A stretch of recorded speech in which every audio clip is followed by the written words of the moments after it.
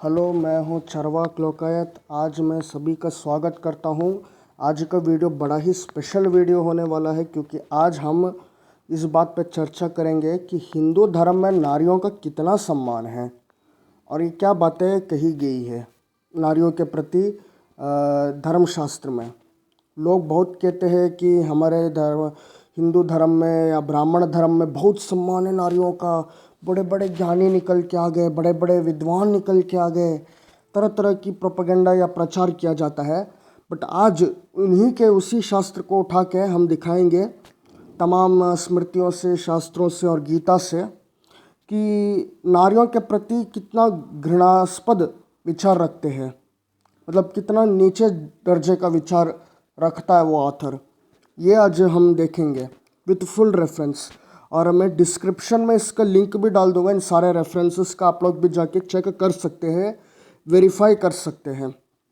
और वीडियो को लाइक कीजिए, शेयर कीजिए, कमेंट ज़रूर कीजिए। तो आ जाइए, शुरू हो जाते हैं। ये है महाभारत के अनुशासन पर्व का 38th चैप्टर। इसमें क्या लिखा गया है? Panchachauda said, even if high born and endued with beauty and possessed of protector, women wish to transgress the restraints assigned to them. This fault truly stains them. O Narada, there is nothing else that is more sinful than women. Verily, women are the root of all faults. That is certainly known to thee, O Narada.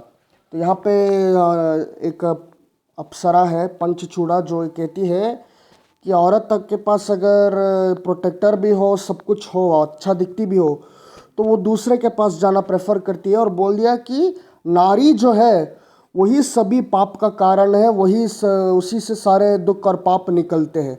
ये बोल दिया literally.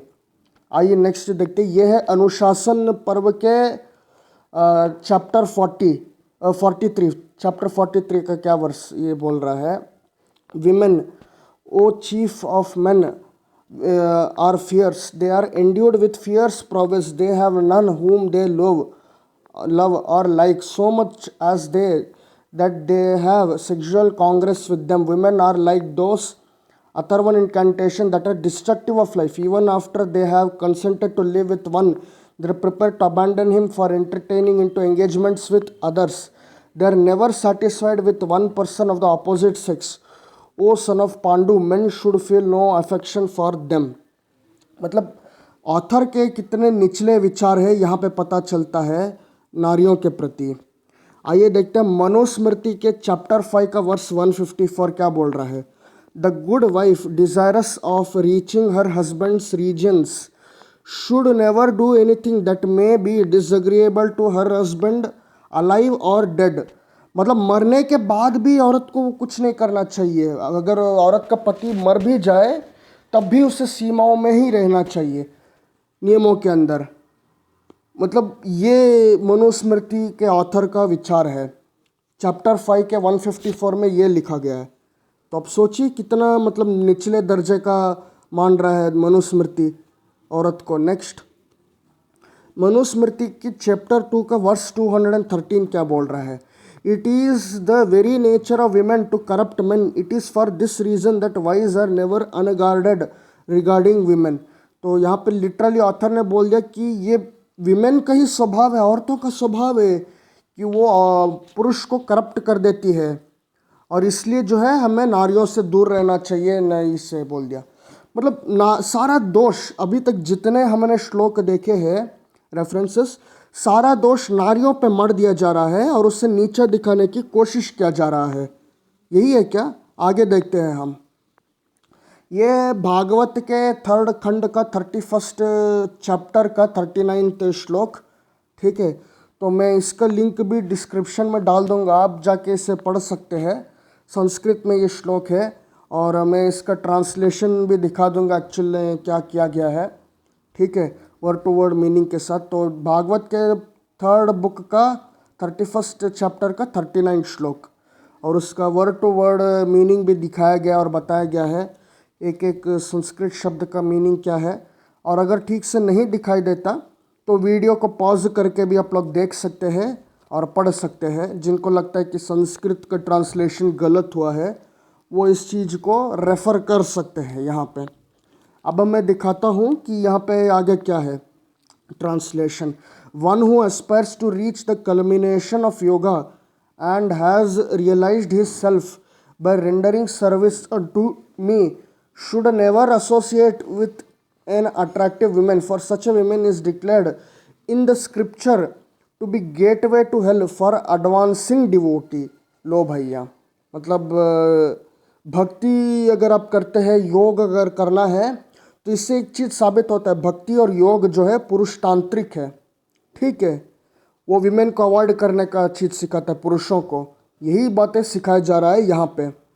ठीक है, next Bhagavat के 33rd स्कंद के 31st chapter का 40th वर्ष क्या बोल रहा है, और ये जो है संस्कृत में है ये श्लोक।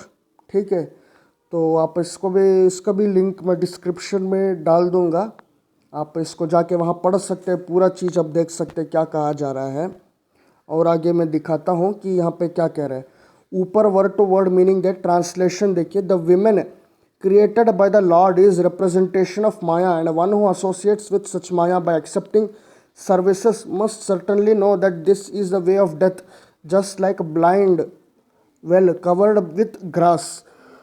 तो औरतों के प्रति ये है घृणास्पद विचार, मतलब यहाँ पर भी औरतों के प्रति ही दोष मढ़ा जा रहा है, सारा दोष औरतों का ही है।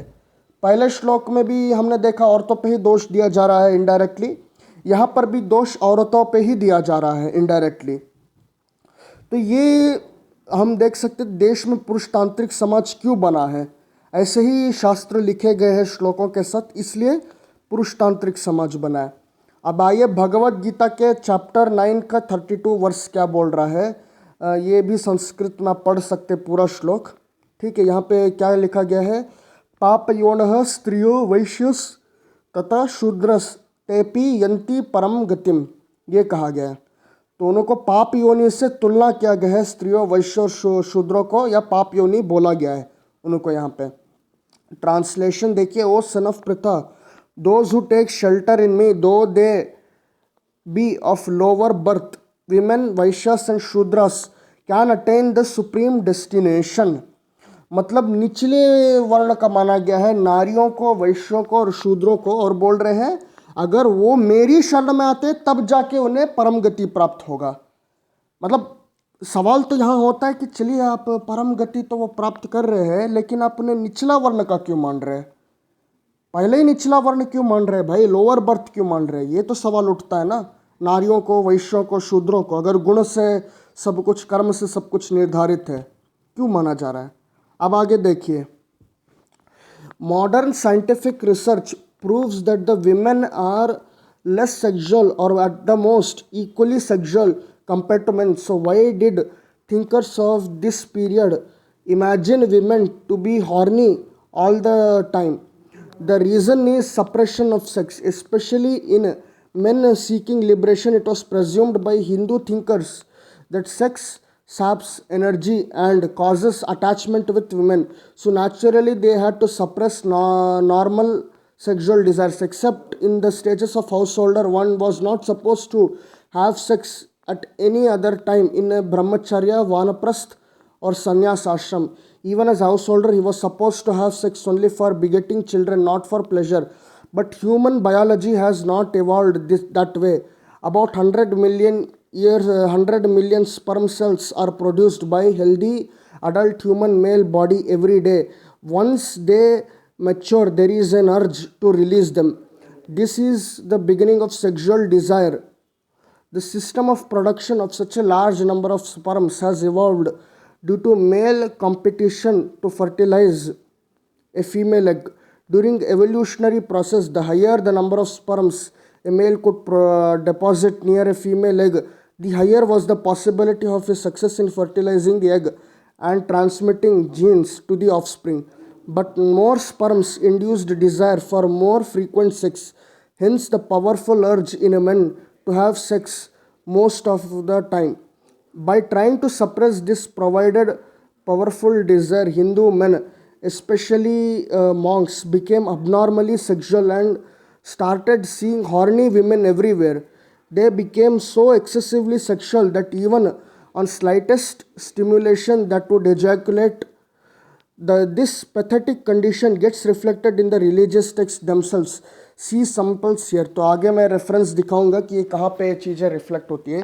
तो एक्चुअल में क्या है, नारियों को नीचा देखने का ये भी कारण यहाँ पे modern scientific research clearly prove करता है कि औरत जो है, विमेन जो है, कंपेयर टू मेन कम सेक्सुअल होती है या फिर उतना ही सेक्सुअल होती है जितना मेन, उससे ज़्यादा नहीं. ठीक है, एक्चुअल साइंटिफिक रिसर्च ये भी प्रूव करता है. तो मैं बोल रहा था कि जो मिलियंस ऑफ स्पर्म होते हैं प्रोड्यूस होते रहते हैं. तो हमारे ह्यूमन के एवोल्यूशनरी प्रोसेस ऐसा है कि 100 million sperms are produced by adult male, healthy adult male. और ज़्यादा स्पर्म जितना ज़्यादा प्रोड्यूस होगा सेक्स में, तो उतना ही ज़्यादा चांस होगा कि वो एग को फर्टिलाइज कर दे और बच्चा पैदा करने में काम आए. ये एवोल्यूशनरी प्रोसेस है. तो यहाँ पे एक्चुअल ये हुआ कि ये हम जो हिंदू धर्म के जो ठेकेदार उस समय थे, वो जब शास्त्र लिख रहे थे ऑथर, वो खुद इस एवोल्यूशनरी के प्रोसेस विपरीत जाने की कोशिश कर रहे थे अगेंस्ट में. और इसका एक परिणाम ये हुआ कि इनका एक हर जगह वो औरत को एक सेक्सुअल मटेरियल में ही देखने लग गए, क्योंकि वो सेक्स तो किए नहीं थे, करना रोकना था, लेकिन उनका मन भी तो मतलब होता ना, अरे यार सेक्स तो नहीं करूँगा बट हमारा मन भी तो कर रहा है यार, क्या करें. अब मन की बात तो निकालनी थी, तो वो कहानियों में लिख दिए कि सेक्स एजैकुलेशन हो गया देखते ही औरत को. तो उसका रेफरेंस मैं दिखाऊंगा कि कहाँ कहाँ पे हुआ है, कैसे हुआ है. तो इस चीज़ को समझना होगा हमें. ठीक है, तो ये एक्चुअल चक्कर है जो ब्राह्मण धर्म के शास्त्रों में जो बातें कही गई है, यही हो रहा है. ब्राह्मण धर्म के लीजिए, हिंदू धर्म के लीजिए, वही है. उसी शास्त्रों में ये सब बातें आ रही है, और इसको आप पूरा पढ़िएगा, आपको पूरा समझ में आ जाएगा एक्चुअल बात क्या है. अब भागवत पुराण के 6th स्कंद के 18th चैप्टर का वर्स 6 क्या बोल रहा है. ये संस्कृत में है, और इसका डिस्क्रिप्शन भी मैं लिंक में डाल दूंगा. लिंक डिस्क्रिप्शन में आप लोग जाके वेरीफाई कर सकते हैं और उसको पढ़ सकते हैं. पूरी तरह से आपको पता चल जाएगा एक्चुअली में क्या हो रहा है. ठीक है, और यहाँ पे पूरा ट्रांसलेशन वर्ड टू वर्ड भी दिया हुआ है, इसको भी आप जाके चेक कर सकते हैं.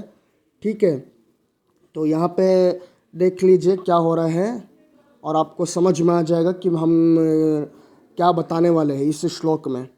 तो ये दोस्तों वीडियो को खूब शेयर कीजिए, लाइक कीजिए, और आगे मैं दिखाता हूँ क्या है. Translation. Upon seeing Urvashi, the celestial society girl, both Mitra and Varuna discharged semen which they preserved in an earthen pot. The two sons, Agastya and Vasishtha, later appeared from the pot, and they are therefore the common sons of Mitra and Varuna. Mitra begot 3 sons in the womb of his wife, whose name are Revati. Their names Vara Utsarga, Arishta and Pippala. तो ये बात है भाई कि उन्होंने उर्वशी को देख के मित्र और वरुण ने सेमन डिस्चार्ज कर दिया और पॉट में रख दिया, और वशिष्ठ और अगस्त्य पैदा हो गए. ये कहानी है. अब वामन पुराण में देखिए, वामन पुराण के 1st स्कंद के 17th चैप्टर का 3rd श्लोक जो है, वहाँ पे क्या आ रहा है, वहाँ पे क्या बात है. Lord Vishnu, Brahma, the deities and the Ganas were pleased to hear about Shiva's marriage. Lord Shiva went to his abode Kailash mountain to make preparation for marriage ceremony. तो मैरिज सेरेमनी जब हो जाता है तब क्या होता है वहाँ देखिए. As Uma touched Lord Shiva's feet, Lord Brahma got a chance to have a glimpse of her beautiful face. He was so infatuated by her divine beauty that he ejaculated. Nobody except Lord Shiva was aware of this incident. Lord Brahma tried to conceal his ejaculated sperms under the soil, but Lord Shiva prohibited him from doing so and said, "Don't destroy this virya. From it would may manifest 80,000 Balkilias." Lord Shiva's prohibitions came to an end. In a short time, 80,000 Balkilias appeared there. Lord Shiva then returned to Mandar Parvat, accompanied by his consort Uma. ये आ रहा है वामन पुराण में, और मैं इसका भी link दे दूंगा, आप लोग जाके वहाँ पढ़ सकते हैं. तो ये सारी चीज़ें हैं. और ये पूरा का पूरा पुरुषतांत्रिक माइंडसेट भी दिखाता है यहाँ पे। अब आगे पढ़ते हैं। The stories show the suppressed sexuality of people of that time, especially of the story writer. Here gods are symbols expressing story writer's secret wish. He was most probably some celibate. A man would ejaculate just by seeing a beautiful woman only if he had deprived himself of sex for too long. Under such condition he would subconsciously wish to have sex all the time, but to protect his asceticism he would project it as if every woman is trying to seduce him to satisfy her insatiable desire for sex. However, once the dangers of getting attached to women for aspiration of liberation understood, Hinduism gives full respect to the crucial role women play in perpetuation of human species and nurturing of children. Her motherhood is especially venerated. Manu Smriti says 2 ka 1 ka 45, teacher is 10 times more venerable, sub teacher father 100 times, but mother 1,000 times more than father. Or 3 ka 55, women must be honored and adored in their father, brother, husbands, brother-in-laws who desire welfare. 3 ka 56, where women are honored, there the gods are pleased. But where they are not honored, so sacred right yields reward. No sacred rights yield rewards. 3 ka 57, where the female relations live in grief, the family soon wholly perishes, but that family where they are happy always prospers. 360, Manusmriti, in that family where the husband is pleased with his wife and wife with her husband, happiness will assuredly be lasting. तो जहाँ तक गृहस्थ आश्रम की बात आती है और बच्चा पैदा करने की बात आती है, वहाँ पे ही सम्मान दिया जा रहा है नारियों का। लेकिन जहाँ पे इंडिपेंडेंटली देखा गया है, नारियों का अपमान किया जा रहा है, सारा दोष उन पे मढ़ा जा रहा है, उनको नीचा दिखाया जा रहा है। और एक्चुअल में रीज़न पता भी चल गया कि जितने भी राइटर थे ब्राह्मण धर्म के शास्त्र को लिखने वाले, वो सब के सब अंदर से तो चाहते थे सेक्स करें, लेकिन करना नहीं चाहते थे, नहीं कर सकते थे। और इसलिए ये इनकी मानसिकता थी, एंटी वीमेन मानसिकता, मतलब नारी विरोधी मानसिकता ये बना लिए। और ऐसा लगाने लगे कि नारियां जो है सेड्यूस कर रही है, जबकि बायोलॉजिकली सच्चाई ये है कि भाई तुम्हारे अंदर प्रतिदिन 100 मिलियन स्पर्म्स पैदा हो रहे हैं, और अगर तुम सेक्स नहीं करोगे तो फर्टिलाइजेशन नहीं होगा और ये पूरा प्रोसेस कंप्लीट नहीं होगा। तो ये काम भी तुम कहीं ना कहीं एवोल्यूशनरी प्रोसेस के अगेंस्ट हो रहा है। तो इसलिए जो ऑथर जो किताब लिखे हैं, तो यही बकवास चीज़ें और एंटी विमेन माइंडसेट रख के ये सब किया है। जबकि हमारा इंडियन कॉन्स्टिट्यूशन देखिए, समान अधिकार औरतों को और पुरुष को देता है, फ्रीडम ऑफ स्पीच देता है, फ्रीडम ऑफ एक्सप्रेशन देता है। तो ये सब बातें हैं हमारी कॉन्स्टिट्यूशन ऑफ इंडिया में। जबकि इनके धार्मिक ग्रंथ को देखिए कि औरतों का ऐसा है और कंट्रोल में रखने की बात कर रहा है, सीमाओं में, और औरतों को ही सारा दोष दे रहा है पाप का, हर पाप का, हर गलत काम का, और सारा ये दोष भी दे रहा है कि औरत जो है वही अट्रैक्ट कर रहे। तो यही सारे शास्त्र जो है रीज़न है कि सोसाइटी में जब भी रेप होता है तो सारा दोष औरतों पे मढ़ दिया जाता है, ना कि ये देखा जाता है कि भाई पुरुष ने कुछ गलत किया उसको जाके मतलब पकड़ा जाए और उसको सज़ा दिया जाए। तो ये एक रीज़न है हमारे सोसाइटी में कि क्यों रेप बढ़ जाता है हमारे सोसाइटी में और रेप क्राइम्स करते हैं लोग।